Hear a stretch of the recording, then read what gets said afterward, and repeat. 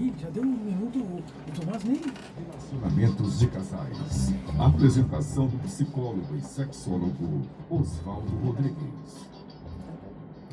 Eu quero dar as boas noites a todas as pessoas que estão aqui interessadas em discutir questões importantes para melhorar o seu relacionamento, para melhorar a sua vida sexual, para a sua vida, na sua saúde mental.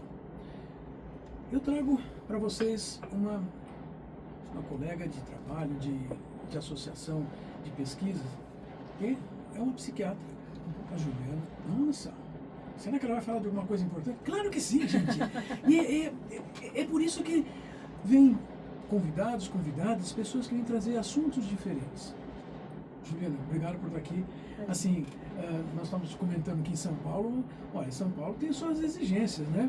De noite, no domingo, muita gente quer estar com a sua família. Sim, mas você também pode estar na sua casa, com a sua família, ouvindo a gente, ou está assistindo a gente em qualquer outro momento da semana pelo YouTube da Rádio Mundial, do Impassex, do Instituto Paulista de Sexualidade, mas também você pode estar assistindo e vendo no Instagram do Café com Sexologia e também em todos os streamings de áudio. Pode ir lá. Obrigado, Juliana. Muito obrigado. Imagina, eu que agradeço o convite. E bora lá. Mas o que nós vamos falar mesmo, Juliana? Vamos falar de um tema que ninguém fala, que é a primeira vez do homem. Eita, ninguém fala, talvez não fale ali na rua, mas esse é um assunto razoavelmente constante nos meios profissionais de discussão de sexualidade, né? Nos meios profissionais, mas na população de forma geral, ninguém fala da primeira vez do homem. Pois é. Porque infere-se que talvez assim, eu dormi, Capitão Cueca, acordei Superman. Já vou, de um dia para o outro eu vou saber o que fazer. Mas não necessariamente é assim, as pessoas têm dúvidas, não sabem como é. E causa estranhamento e angústia, mas vai falar para quem? Vai recorrer a quem? Ah, não viu pornografia? Não viu isso? Já não foi iniciado por alguém? Parece que tem que estar no drive, tem que saber. Só que não é assim que funciona. Você está contando algo que muita gente que pode estar ouvindo pode estar pensando na sua própria vida, como aconteceu, ou você que é pai, mãe, deviam estar prestando atenção nessa discussão, porque seus filhos homens vão passar por isso, se não passaram.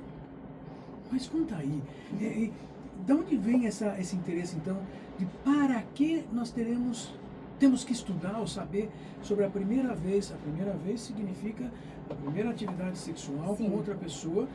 A interação com outra pessoa. Porque eu acho que é fundamental assim, infelizmente a gente acaba vendo no consultório muitos pacientes com adoecimento, com sofrimento, por quê? Eu tive uma primeira vez, não sabia muito como fazer, mas tinha que performar, uma pressão por desempenho por algo que eu nem sei o básico, como é que eu vou desempenhar muito, né? Se você não tem nem letramento. E aí a pessoa adoece, e ela acha que por ela não ter tido êxito na primeira relação, aquilo vai se perpetuar. Então, se eu tive uma ejaculação precoce, perpetua aquilo da parte psicogênica, uma disfunção erétil, e isso vai somando muitas violências, e eu acho que são violências o nome, porque as pessoas falam assim, eu preciso fazer isso para agradar, para performar que eu sou homem, eu tenho que mostrar que eu sou machão, e muitas vezes ela faz algo que ela nem quer fazer ou não está preparada para fazer, o que é mais grave ainda.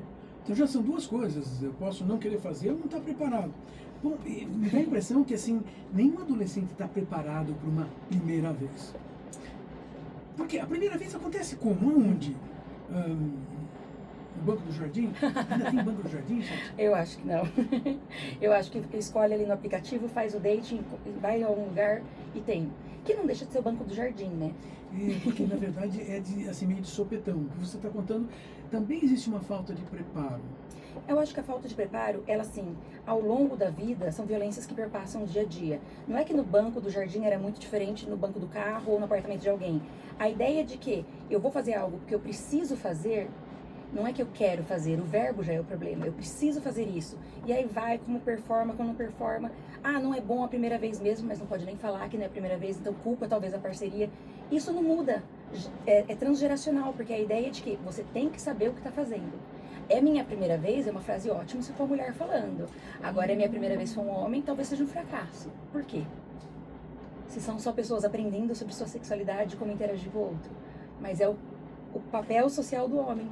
Você está contando que ser do gênero masculino também tem seus reveses e assim, você falou de obrigação, então qualquer ser que nasceu com pênis, que já se considera na obrigação de saber o que vai fazer numa primeira interação, e ninguém ensinou. você contou assim que, não, mas a gente aprende com pornografia.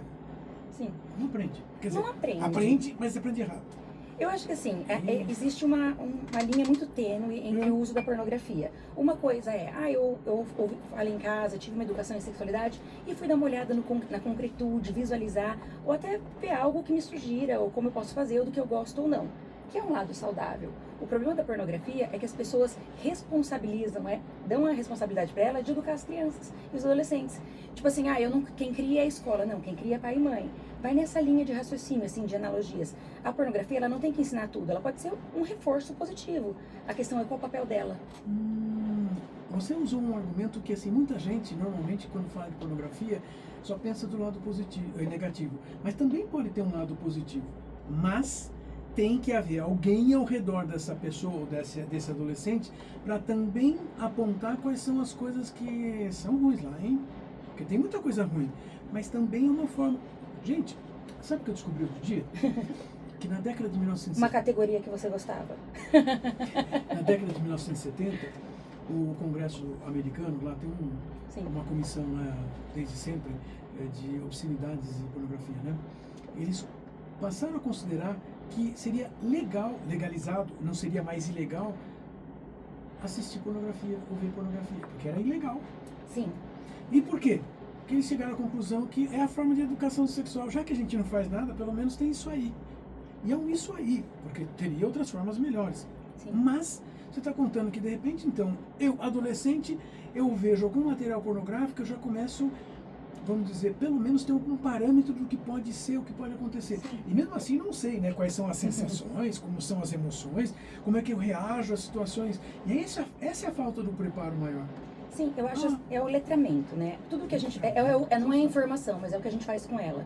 A pornografia pode ser uma faca de dois gumes? Pode, porque o adolescente, o adulto jovem que vai ter o primeiro sexo, vai lá e vê um referencial que não existe, ele fala, nossa, eu tenho que performar dessa forma, minha primeira vez eu preciso fazer isso, e isso durar tantas horas, e ele já vai com uma insegurança, porque ele não sabe se vai conseguir, não sabe como fazer, e majoritariamente não vai dar certo, né? Porque ele não tem essa instrumentalização e nem tá afim de fazer, não tá no momento do sexual, ele tá indo pra uma performance. Mas ela também pode servir, eu digo que é a informação que a gente faz com ela, né? Porque assim, eu vi alguma coisa, eu li sobre alguma coisa, e poxa, será que eu tenho desejos outros, fantasias outras? E a pornografia, pelo menos do meu ponto de vista, na instrumentalização da sexualidade, ela não foge de outras coisas, outros recursos que a gente tem. É o que você faz com ela, é o que você responsabiliza ela, eu tenho que aprender tudo com ela. Tá, mas quem que tá falando onde eu vou, como eu vou? Ó, filho, olha aqui, mas ó, coisa se aparecer isso, fecha. Não é a pornografia, é quem tá usando e o que a gente faz com a informação.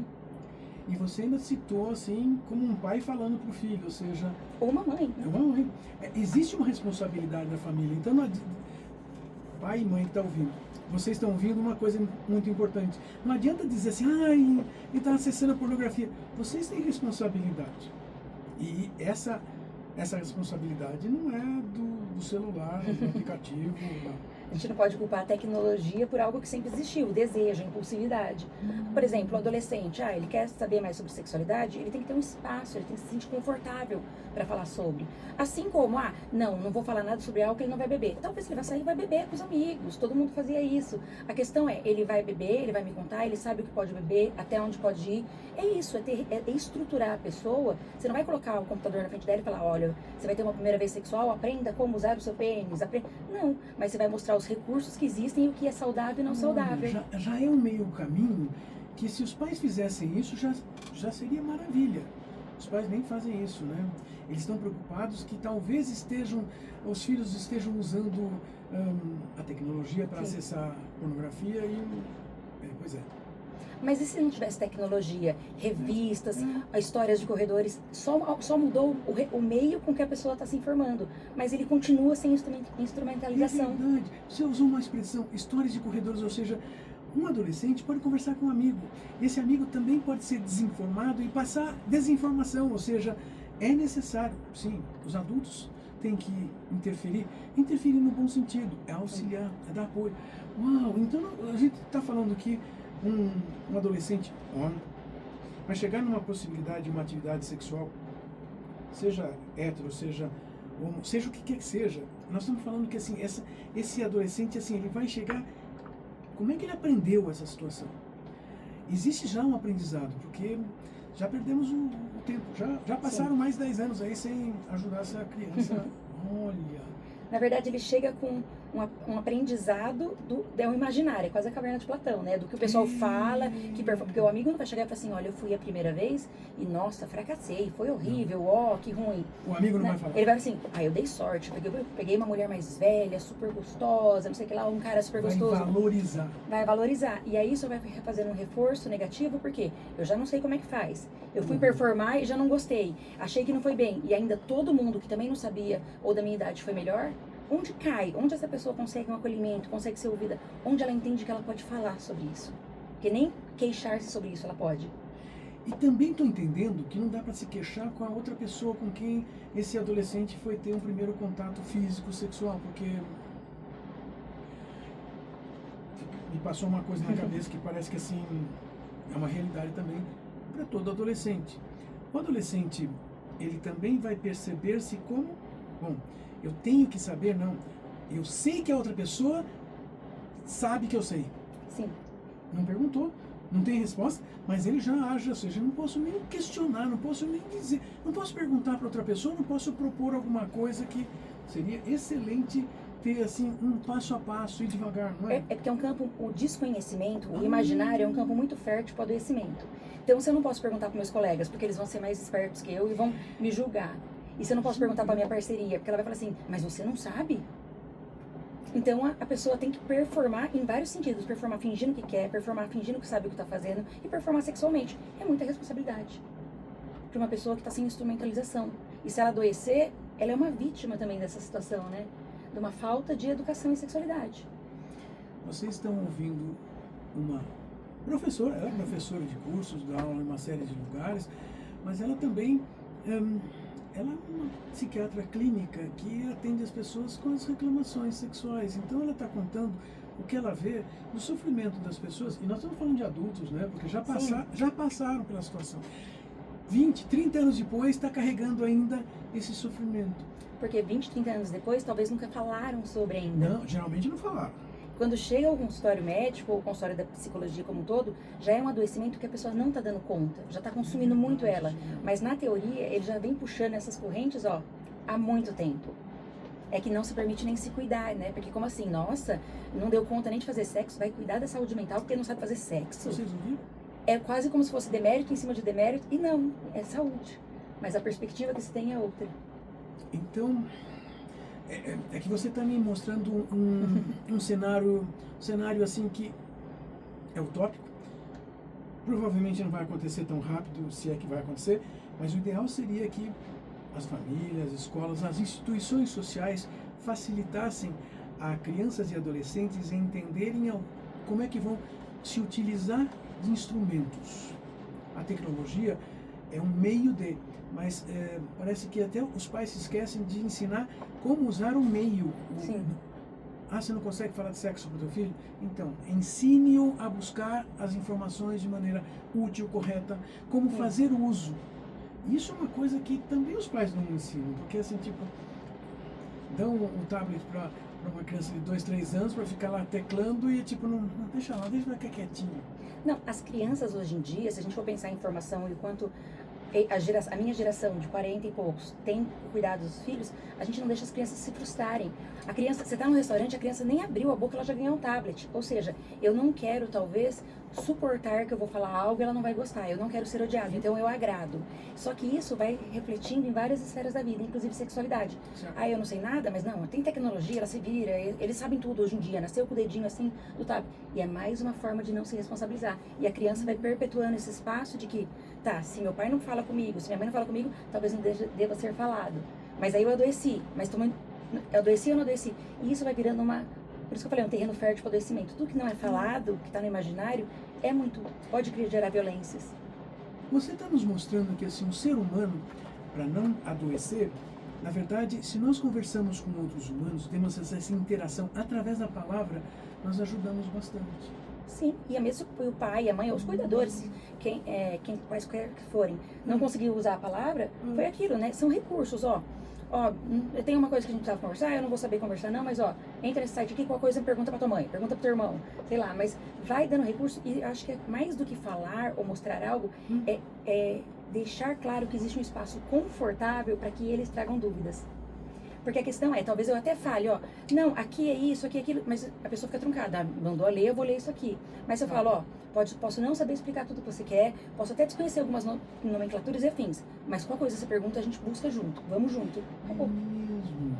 Existe uma necessidade de um companheirismo, mas isso é conversado. Você apontou que assim, se o teu filho, a tua filha, que você está nos ouvindo aí, se essa criança não pode confiar no adulto, no pai e mãe, ela vai se travar, não vai perguntar e nem vai falar quando acontecer alguma coisa ruim, difícil.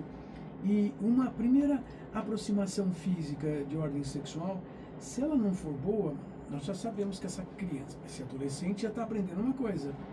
É ruim esse negócio, né? A gente estava comentando assim, querem convencer a gente a comer uma lasanha? Olha, não precisa, a gente vai comer uma lasanha e vai dizer assim, olha que delícia. Pois é, a gente já supõe, deve ser bom, né? O que eu tenho que fazer? Bom, fazer o que eu não sei. Porque é diferente de comer uma lasanha. A gente vai comer uma lasanha geralmente na frente de outra pessoa. Sim. Geralmente vão ser os pais que vão trazer a lasanha pra gente. Ou Olha, seja, eu fiquei preparando pra você. Já tem aquela pressão, você tem que gostar. Todo mundo gosta. E tem um preparo, e tem uma situação social que dá até um amparo. Tem uma criança até pode dizer que não gosta. E sobre sexo? Vai dizer o quê? Como? Ou talvez assim, adolescentes tenham medo de falar sobre sexo com os pais, porque assim, vai que os pais começam a contar pra eles também o que eles fazem. Não conta. Mas eu acho que essa ideia de, tem que gostar, como é que eu vou fazer, vai muito da lasanha mesmo. Vou pegar esse exemplo bem concreto, né? Se, olha, eu fiquei fazendo essa lasanha pra você. Você come, mesmo se você não gostar, não. Todo mundo gosta, até o Garfield gosta, bicho, eu preciso gostar.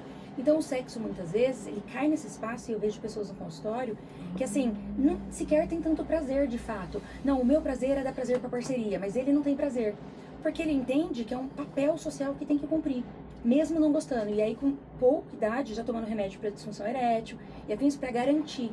Por quê? Porque não tem nem libido para estar no ato sexual. Ele não tem vontade, não tem desejo, não tem aquela satisfação, não tem uma sensação de bem-estar. Você está nos insistindo numa coisa. Se um adolescente for para uma atividade sexual na primeira, segunda, terceira e na sequência, mas for por obrigação ou o verbo, como é que é o verbo? Tem que. Vocês ouviram? Se você pensou que tem que fazer, tem alguma coisa errada, porque... Talvez não seja saúde já. Já não é saúde, não eu é saúde. Eu quero, eu não preciso. Eu acho que vai muito ao encontro desse raciocínio, assim. Olha só, eu não preciso, eu tenho que querer. Eu não tenho que fazer, não é uma ditadura de uma obrigação, de uma obrigatoriedade. E é interessante isso, porque muitas vezes o adolescente ou quem está iniciando a vida sexual, ele vai perpetuando isso e ele mantém um padrão sexual ali que ele nem acha tão bom. E aí, por exemplo, não é incomum, apesar da gente ter o imaginário outro, que é o papel social, que, ai, nossa, esse cara não tem tanta libido, não tem tanto tesão. Na verdade, ele está ao longo do ato sexual, ele não tem libido, e aí é difícil a dificuldade de ereção, então ele já acha que tem uma disfunção erétil. Não é tão bom, não tem o gozo. Vai criando uma bola de neve ali. Tanto que a primeira coisa que eu faço quando as pessoas chegam no meu consultório e falam, minha libido é mais baixa do que da minha mulher, do meu homem, ou eu tenho uma disfunção erétil, e assim, uma vida sexual relativamente pequena, né, um repertório sexual pequeno, eu falo, por que você faz sexo? Pra quê? Olha. As pessoas não sabem responder, elas falam, é porque é gostoso, não. Pra que você faz sexo? Para quê? Gostei de ouvir você falando disso, porque quando nós temos um para quê, esse é o motivador. Nós temos que ir para alguma coisa. Aí nós podemos descobrir que é para outra pessoa se sentir bem, a outra pessoa ter prazer. Aí vira uma ditadura da obrigação. E tudo bem se for assim, olha, eu nem gosto tanto de sexo, mas eu sei que eu não gosto. É uma permissividade, a minha parceria gosta. Mas tem consciência, tem escolha. Eu quero fazer isso para agradar o outro. É diferente de, eu preciso fazer isso, senão eu vou perder o outro, senão não vou ser o macho, senão... Aí mora o adoecimento. O para que fazer o sexo pode ser, inclusive, a minha parceria quer engravidar, vai, vamos, não tô querendo, não tem problema. Não é informação, mas é como você usa essa informação na sua vida e quanto ela gera de impacto e de angústia. Qual o papel dela na sua vida?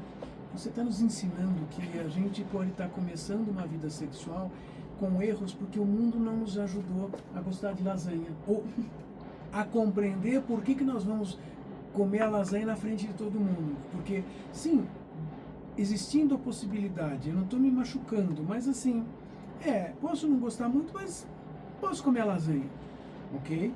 Isto é possível e pode acontecer, porque não está sendo obrigação, não está sendo mal-estar. Agora, se a pessoa conta que foi mal, que foi ruim, e a gente ouve no consultório muitos homens adultos com 30, Sim. 40, 50 anos, a primeira vez foi ruim, a primeira vez foi sofrida, eu não funcionei, não deu certo.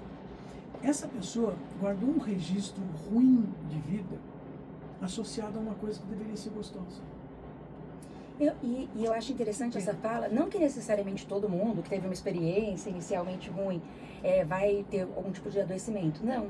Mas de forma geral, como aquilo é vivenciado de forma muito íntima e você não consegue compartilhar, nem perguntar, bicho, aconteceu com você também? E como é que foi? E a segunda vez? Você vai talvez criando um imaginário, né? Vai ruminando um pensamento ali e pode tomar proporções outras. Ah, então toda vez que eu fizer sexo eu tenho que tomar um remédio, senão eu não vou conseguir. Pois é. Também você já ouviu de homens dizerem que só consegue se tomar o remédio e se ele por acaso tomar alguma outra coisa que ele acha que é o mesmo remédio, ele funciona. Que é a questão psicogênica, né? Viu? Muitas vezes os pacientes falam assim, não, eu tenho muita dificuldade de manter ereção. Aí quando eu falo do porquê de fazer sexo, mas se você não tem libido, você não quer estar no ato sexual, não vai ter remédio facilitador que vai ajudar.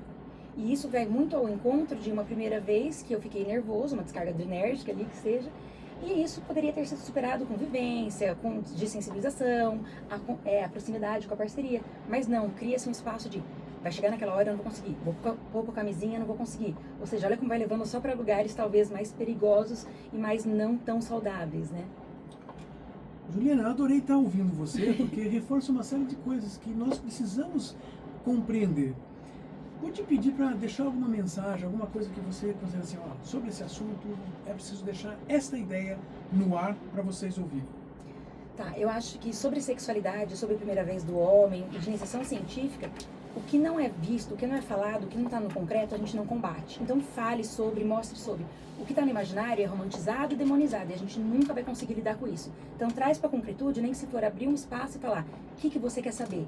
Talvez eu não vá te orientar, mas eu te encaminho para algum lugar para conversar. Mas permita um espaço que o adolescente ou o homem fique confortável para inclusive ter dúvidas. E aí acho que é um passo inicial antes do adoecimento. Olha só, você trouxe uma compreensão para a gente. Eu acho que essa compreensão ela é muito importante para pais e mães poderem iniciar uma aproximação dos seus filhos para que eles também tenham aproximações sexuais genitalizadas, físicas, quando eles forem ter. Porque também pode ser aquela pergunta, mas meu filho tem 10 anos, comece a conversar, comece a se aproximar, porque senão o dia passou, a gente não sabe quando vai ser. Temos que saber? Não temos que saber exatamente. Nós temos que ajudar adolescentes a se aproximarem. Você nos trouxe essa compreensão de que, sim, a família é a base dessa educação para a sexualidade, que ensina os caminhos. Até fico pensando que uma boa parte das famílias sequer tem alguma coisa dentro de casa, tipo livro na estante, né, para que assim, olha, esse assunto é permitido. São os pais que têm que mostrar essa permissão. E eu quero agradecer a sua participação, porque é bastante importante você trazer esse assunto, é bastante importante todos que estão nos ouvindo e vão nos ouvir ao longo das semanas e meses, porque esse assunto não acaba aqui. Esse assunto continua, porque depois da primeira vez tem a segunda, a terceira, tem a vida toda. Obrigado, Juliana. Obrigada eu pelo convite. Olha, estamos aqui falando ao vivo com vocês e quero deixar o convite para todo domingo às 8h30 da noite continuarem a assistir, a ouvir o Café com Sexologia, aqui pela Rádio Vibe Mundial, pelo Instagram do Café com Sexologia, pelo YouTube da Vibe Mundial, do Instituto Paulista de Sexualidade, ou do Café com Sexologia. Já tem um canal do YouTube especial para isso, para que as pessoas consigam encontrar melhor os outros episódios. Nós temos mais centenas de episódios lá. Cada vez e cada episódio é diferente. São assuntos diferentes e são também convidados diferentes. Contamos com vocês todo domingo à noite, às 8h30 da noite aqui. Até mais, gente. Até domingo. Tchau, tchau. Você ouviu o Vibe Mundial, programa O sexo